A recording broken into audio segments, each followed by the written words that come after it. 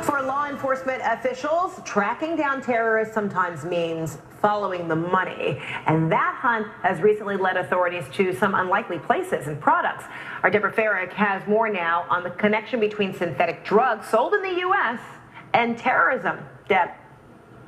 Fred, federal authorities are concerned that the next source of terrorist funding could come from a very unlikely place: convenience stores right here in the United States.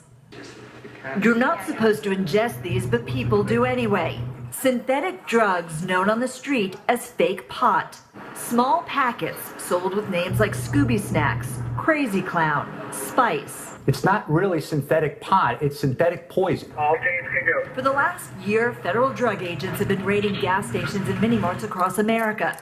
Not because the synthetic drugs are necessarily illegal, but because the money, officials believe, is going overseas to fund terrorism. We have seized over $100 million worth of assets.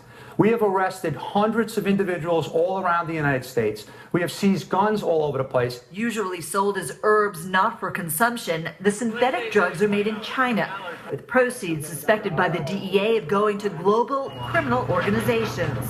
Derek Maltz heads special operations for the Drug Enforcement Administration. If a mini-mart is operating in our country and they're sending $40, $50, $60 million back, we're very concerned about that.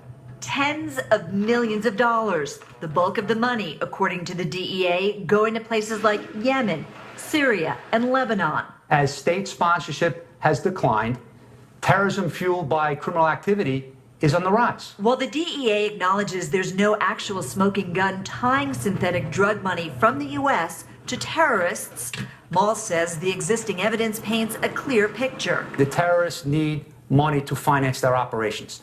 They need money for logistics, for recruiting, for training. You cannot do that with American Express and Visa. You need a suitcase of cash. Synthetic drugs aside, the global drug trade produces plenty of that. According to the UN, some $300 billion and counting. Synthetic drug use appears to be soaring in the U.S., accounting for more than 11,000 emergency room visits in 2010. And about half those patients, they were teenagers. Fred?